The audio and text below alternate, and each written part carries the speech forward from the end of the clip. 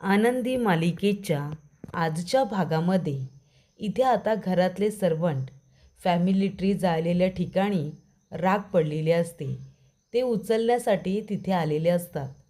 तेव्हा तिथे विद्याधर दारू पीत बसलेला असतो. तो म्हणतो, काय करताय तुम्ही इथे? ते लोक म्हणतात की ही राख उचलायला आलो आहे, हे सगळं आम्ही क्लीन करायला आलो आहे. तेव्हा विद्याधर म्हणतो, अजिबात नाही, कारण ही राख आहे ना, ते आज माझ्या विजयाची मला साक्ष देत आहे. अजिबात ही राख उचलायची नाही या, कारण मला त्या युगंधर निंबाळकरला दाखवून द्यायचं आहे. तो मला नेहमीच कमी समजण्याची चूक करत असतो. आज बघितलं ना, या फॅमिली ट्रीला कसं जाळून खाक केलं, तसं या निंबाळकरांच्या घरालासुद्धा मी जाळून खाक केलेलं आहे, अगदी उद्ध्वस्त केलं आहे. आणि जेव्हा जेव्हा युगंधर निंबाळकर ही राग बघेल ना, तेव्हा तेव्हा त्याला आठवेल की कशा पद्धतीने या विद्याधर निंबाळकराने या घराला एका मिनिटात होत्याचं नव्हतं केलं ते. तेव्हा इथे आता युगंधर हा खूपच जास्त टेन्शनमध्ये असतो, कारण त्याची मुलं त्याच्यावरती चिडलेली असतात. पण या सगळ्याला जबाबदार मात्र विद्याधर असतो. विद्याधर म्हणत असतो की आनंदी आणि युगंधर निंबाळकर दोघेजणं खूपच जास्त हसत होता ना, माझ्या गाडीला इथे तुम्ही उद्ध्वस्त करून टाकलत, मला तोंडाला काळं फासलत. पण आता बघा मी तुमची अवस्था काय करून ठेवली आहे. ते तुमचं घर हे एका मिनिटात मी होत्याचं नव्हतं करून ठेवलं. त्यानंतर त्याने फॅमिली ट्री जाळलेली जी राख असते ते हातामध्ये आणलेली असते आणि ती तो आनंदीवरती फेकतो आणि आनंदीच्या तोंडाला आता काळं लावतो आणि म्हणतो, होळी रे होळी, युगंधरच्या पोटात बंदुकीची गोळी. तेव्हा ती म्हणते, कोण आहे? विद्याधर साहेब, तुम्ही इथे काय करताय? तेव्हा विद्याधर म्हणत असतो, आनंदी, तुला प्रश्न पडला असेल ना, चिठ्ठीमध्ये तर मी सगळं लिहिलं होतं, मग मजकूर कसा काय बदलला, असं तुला प्रश्न पडला असेल ना, की आतला मजकूर कसा काय बदलला बाबा. मग आता मी तुला सांगतो की तो मजकूर कोणी बदलला. ते सगळं आहे ना, या विद्याधर निंबाळकरने केलं होतं. आनंदी, तू तर इथे पृथ्वीला सगळं सत्य सांगायला निघाली होतीस, पण मी तसं होऊ दिलं नाही. इतक्या सोप्या पद्धतीने पृथ्वीला सगळं काही कळू देईन का मी? मीच ती चिठ्ठी बदलली होती आनंदी, आणि त्यातला मजकूरसुद्धा मीच बदलला होता. इतक्या सहजासहजी मी मुलांना सत्य कळू देईन असं वाटलं होतं तुला? बघितलंस ना आनंदी, विद्याधरच्या विरोधात गेल्यानंतर काय होतं ते. आता काय करशील ग? तू तर हे घर सावरायला निघाली होतीस ना, इथे युगंधर निंबाळकर आणि मुलांमध्ये चांगले संबंध करायला निघाली होतीस. पण आता काय झालं बघितलंस ना, आता ती मुलं तुझं आणि त्या युगंधरचं थोबाड कधीच बघणार नाही. आणि आनंदी, तुझी अवस्था तर मी आता अशी करून ठेवणार आहे ना, की तुला पदोपदी वेळोवेळी आता टिपवं गळावी लागणार आहेत. रडणार आहेस तू सारखी सारखी, असं विद्याधर म्हणतो आणि हसूनच तिथून आता निघून जाताना पुन्हा एकदा होळी रे होळी, युगंधरच्या पोटात बंदुकीची गोळी, असं म्हणून तो निघून जातो. तेव्हा आनंदी म्हणत असते की विद्याधर साहेब, याच राखेतून गिरणीस पक्षी जन्माला येतो, माहिती नसेल तुम्हाला, पण मी पुन्हा तुम्हाला सांगते, हे घर मी कधीही तुटू देणार नाही. हे घर जोडण्यासाठी मला जेवढे काही प्रयत्न करता येतील मी सगळे प्रयत्न करणार. मुलांमधलं आणि इथे आता मालक साहेबांमधलं नातं पुन्हा एकदा मी इथे अगदी पूर्वीप्रमाणे चांगलं करणार, असं आनंदी म्हणत असते. असं वचन तिने विद्याधरला दिलेलं असतं. ती म्हणते, मला माहितीच होतं या सगळ्याच्या मागे तुम्हीच असणार. गोष्टी एवढ्या पटकन कशा बदलल्या असा प्रश्न मला पडला होता, पण आता सर्व प्रश्नांची उत्तरं मला मिळाली. तर इथे युगंधर आपल्या बायकोचा समिधाचा फोटो हातामध्ये घेऊन बघत असतो. तेवढ्यात त्या ठिकाणी मुलं आलेली असतात. पृथ्वी, त्याचबरोबर मिताली आणि प्रांजल, हे तिघेजणं तिथे आलेले असतात. पृथ्वी युगंधरच्या हातातून फोटो हिसकावून घेतो आणि म्हणतो, चला प्रांजल, मिताली, या रूममध्ये आपल्या आईचे जेवढे फोटोज असतील ना तेवढे फोटो काढून घ्या, कारण या माणसाच्या रूममध्ये आपल्या आईचा एकसुद्धा फोटो आपल्याला ठेवायचा नाही आहे. ज्या माणसाला आपल्या आईबद्दल प्रेमच नाही आहे, जो फक्त देखावा करतो, त्या माणसाच्या रूममध्ये आपल्या आईचा फोटो तरी कशाला ठेवायचा. तेव्हा तो फोटो घेऊन जात असताना युगंधरने जी मोठी फ्रेम आहे ती घट्ट पकडून ठेवलेली असते. तेव्हा पृथ्वी म्हणतो, बाबा एक काम करा, फोटो सोडा. पण युगंधर काही फोटो सोडायला तयार नसतो. तेव्हा तो म्हणत असतो, मिस्टर निंबाळकर, सांगितलं ना माझ्या आईचा फोटो सोडा. तेवढ्यातच तिथे आप्पा आलेले असतात, माई आलेले असतात. ते दोघेजणं म्हणतात, अरे काय चाललंय काय तुमच्या दोघांचं, आणि काय करताय तुम्ही मुलांनो. आणि पृथ्वी, बाद झालं आता तुझं. हे बघ, फोटो ठेवा बरं इथे समिधाचे. आणि काय चाललंय तुमचं, किती तर तुम्ही आगाऊपणा करताय. आपल्या वडिलांना कोणी असं बोलतं का. तेव्हा ते म्हणतात, काय चुकीचं करतोय आप्पा सांगा ना. जो माणूस म्हणतो की त्याचं आमच्या आईवरती प्रचंड प्रेम आहे, आईची जागा कुणालाही देणार नाही, आणि तीच माझी आई आता या जगात नाही आहे, तर त्या माणसाने लपून छपून दुसरं लग्न पण केलं, आणि ते लग्न आमच्यापासून सगळ्यांनी लपूनसुद्धा ठेवलं.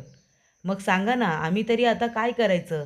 कसा विश्वास ठेवायचा या माणसावरती, त्याच्या बोलण्यावरती, की त्याचं आमच्या आईवरती प्रेम होतं. तेव्हा आप्पा म्हणतात, पृथ्वी हे बघ बाळा, मला माहिती आहे की तू आता चिडलायस, पण म्हणून याचा अर्थ असा होत नाही की आपल्या वडिलांना काहीही बोलायचं. युगंधरने काही चुकीचं केलेलं नाही आहे. तेव्हा पृथ्वी म्हणतो की आप्पा हो, या माणसावरती तुम्ही का विश्वास ठेवताय. सांगा ना, का विश्वास ठेवताय तुम्ही. अहो, या माणसाने आम्हाला फसवलं.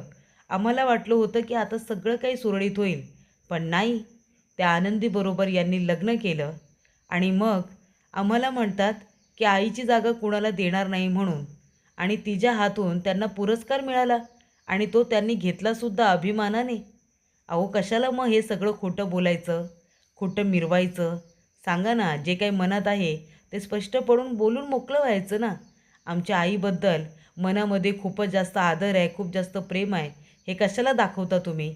सांगा ना, का दाखवता. सोडा माझ्या आईचा फोटो. मी अजिबात इथे तुम्हाला तो ठेवू देणार नाही आहे, कळलं तुम्हाला. तेव्हा इथे युगंधर म्हणतो, बरं बाबा ठीक आहे, घेऊन जा तुझ्या आईचा फोटो. पण एक गोष्ट लक्षात ठेव, हे सगळं करून जर तुम्हाला आनंद होणार असेल, मला खाली पाडून जर तुम्हाला आनंद मिळणार असेल ना, तर घेऊन जा आईचा फोटो. तेव्हा इथे मिताली म्हणते, अरे वा, युगंधर निंबाळकर एका मिनिटात आईचा फोटो द्यायला पण तयार झालात. याच्यावरूनच कळतंय तुमचं आमच्या आईवरती अजिबात प्रेम नाही आहे, कळलं का. तेव्हा प्रांजल म्हणतो, आता सगळे फोटो काढलेत, ती रिकामी भिंत किती चांगली दिसते ना. आता एक काम करा बाबा, त्या रिकाम्या फोटो आहे ना, त्या रिकाम्या भिंतीवरती तुमच्या दोघांचा, तुमच्या नवीन बायकोबरोबरचा फोटो फ्रेम करा आणि तो तिथे लावा. खूप छान दिसेल तुम्हाला, खूपच आवडेल, बरोबर ना. तेव्हा इथे युगंधर आता गप्पच बसतो. तेव्हा इथे माई आणि आप्पा म्हणत असतात की युगंधर, काळजी करू नको तू, आम्ही जातो मुलांकडे आणि सगळे फोटो परत घेऊन येतो. आम्हाला माहिती आहे तुझ्यासाठी समिधा काय होती ते, आणि तुझं तिच्यावरती किती प्रेम आहे ते. युगंधर म्हणतो, नाही नको आप्पा, राहू द्या. ते फोटो त्यांना जर त्यांच्याकडे ठेवून छान वाटणार असेल तर असू दे. आणि तसंही आता सध्या आहे ना, त्यांना बापापेक्षा आईची माया जास्त पाहिजे. दुखावले गेलेत ना ते. समिधाचे फोटो त्यांच्याजवळ असतील तर त्यांना थोडं बरं वाटेल. त्यानंतर इथे आता सुनीताताई आलेल्या असतात. त्या म्हणतात, आनंदीताई, अहो सगळीकडे बघितले मी फोटो, कुठेच नाही सापडले, आणि त्याचबरोबर चिठ्ठीसुद्धा कुठेही सापडली नाही. तेव्हा आनंदी म्हणते, चिठ्ठी त्या विद्याधरने बदलली होती, त्यानेच बदलली चिठ्ठी, मला आधीपासून त्याच्यावरती संशय होता. तेव्हा छायाताई म्हणतात, हो का, मग आता काय करायचं, तो माणूस खूपच नीच निघाला. तेव्हा आनंदी म्हणते, ही गोष्ट मला लवकरात लवकर इथे मालक साहेबांना सांगायचे आहे, तुम्ही चला मला त्यांच्या रूममध्ये घेऊन चला. तेवढ्यातच छायाताई म्हणतात, आनंदीताई चला तुम्ही. ती म्हणते, अहो इकडे कुठे घेऊन जात आहे. तेव्हा छाया म्हणते, मालक साहेब तुमच्याबरोबर समोरच उभे आहेत, तुम्ही एक काम करा, त्यांच्याशी बोला, मी जाते. तेव्हा आनंदी तिथे उभी असते. युगंधर तिथे काही समिधाच्या कॉपीज असतात फोटोच्या, त्या घेण्यासाठी आलेला असतो. तेव्हा आनंदी तिथे उभी असते. युगंधर म्हणतो, आनंदी तू इथे काय करतेस. आनंदी म्हणते, मालक साहेब मला तुमच्याशी थोडं महत्त्वाचं बोलायचं आहे, खूपच महत्त्वाचं. मी मुलांना बरोबर चिठ्ठी लिहून दिली होती, पण विद्याधर साहेबांनी ती चिठ्ठी बदलली, त्याच्यातला मजकूरसुद्धा त्यांनी बदलला. मगाशी ते आले होते, आणि त्यांनी हे माझ्यासमोर सगळं कबूल केलं. तेव्हा युगंधर म्हणत असतो, आता या सगळ्याला काय अर्थ आहे आनंदी? वयाच्या गोष्टी तर झाल्या ना.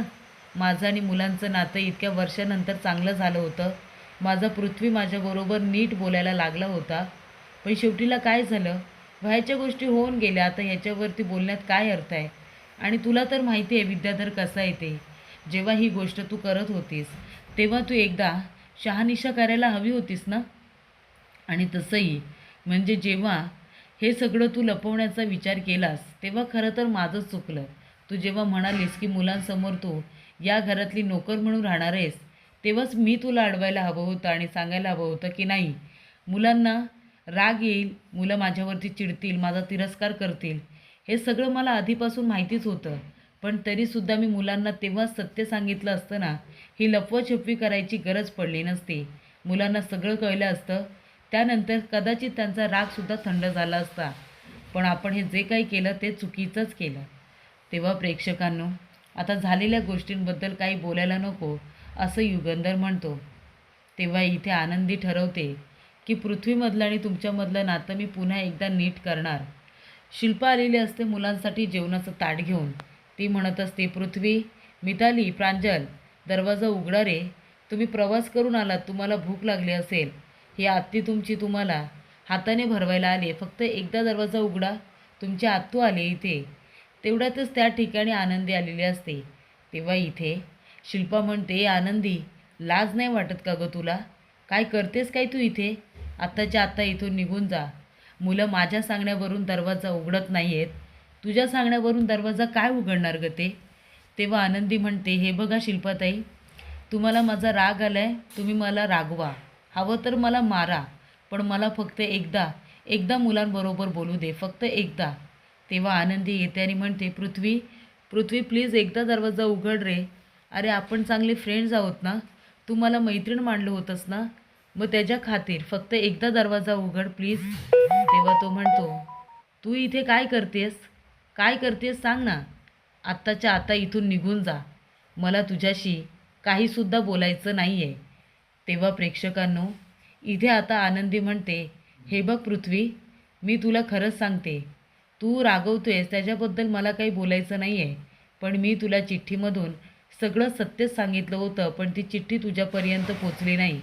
फक्त एकदा बोल ना माझ्याशी. आपण चांगले फ्रेंड्स आहोत ना.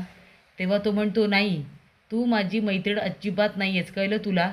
आणि हे बघ, ही मैत्रीण मैत्रीण बोलणं बंद करा. जर तू बंद नाही केलंस ना, तर तो शिल्पाच्या हातातून काठी घेतो आणि स्वतःला मारायला सुरुवात करतो. आणि म्हणतो, बघ, जोपर्यंत तू बोलत नाहीस की तू आमची मैत्रीण नाहीस, मी तुझा मित्र नाही, तोपर्यंत मी हे मारत राहणार. तेव्हा आनंदी म्हणते, बरं बरं बाबा, बरं, ठीक आहे. तू नाही आहेस माझा मित्र, मी तुझी मैत्रीण नाही आहे, ठीक आहे. तेव्हा इथे शिल्पा म्हणते, एक एक घास खाऊन घ्या, फक्त एक एक घास. सगळेजण म्हणतात, नाही, आम्ही काही खाणार नाही, तू मागे हो. तुम्ही सगळ्यांनी आमची खूप फसवणूक केली. जी फसवणूक केली आहे ना तुम्ही, त्याने आमचं पोट भरले. त्यामुळे आता मागे व्हा. आता आम्हाला तुमच्याशी काही बोलायचं नाही आहे. निघा इथून. तेव्हा इथे आनंदीला पृथ्वीला सगळं समजावून सांगायचं असतं. पण पृथ्वी इतका चिडलेला असतो की तो काही ऐकून घेण्याच्या मनस्थितीत नसतो. तर प्रेक्षकांनो, पुढील भागामध्ये इथे आता पृथ्वी म्हणत असतो की युगंधर निंबाळकर, तुम्हाला असं वाटत असेल ना की तुम्ही हे लग्न आनंदीबरोबर फक्त लोकांसाठी केले, तशी परिस्थिती होती म्हणून तुम्हाला लग्न करावं लागलं. मग घ्या, आनंदीला आता तुम्ही डिवोर्स द्या. आनंदीला डिवोर्स द्या आणि ह्या लग्नातून, ह्या जबरदस्तीच्या लग्नातून तुम्ही मुक्त व्हा. द्या ना, द्या, तिला डिवोर्स द्या. तेव्हा प्रेक्षकांनो, इथे आता आनंदीला खूप मोठा धक्का बसतो. तिच्या हाताची बांगडीसुद्धा फुटते, इतका तिला धक्का बसलेला असतो. तेव्हा इथे आनंदीला डिवोर्स देणं आता शक्य नसतं. हे विद्याधरला माहिती असतं, कारण ते लग्न ज्या गोष्टीसाठी, ज्या परिस्थितीमध्ये झाले, ते फक्त युगंधरला आणि संपूर्ण फॅमिलीला माहिती आहे. मुलांना त्याबद्दल काहीच कल्पना नाही आहे. त्यामुळे ते इथे आता अकांत तांडव करतायत, आनंदीला सोडण्याच्या गोष्टी करतायत. पण जेव्हा सत्य समजेल की नक्की आनंदीच्या बाबतीत काय घडलं होतं, तेव्हा कदाचित पृथ्वी असं काही करणार नाही. पण प्रेक्षकांनो, सध्या तरी इथे आता पृथ्वी म्हणत असतो की एकतर ही आनंदी किंवा एका बाजूला तुमची मुलं. आता तुम्ही ठरवा तुम्हाला काय हवंय ते, असं पृथ्वीने युगंधरला विचारलेलं असतं. त्यामुळे युगंधर धर्मसंकटात पडलेला असतो.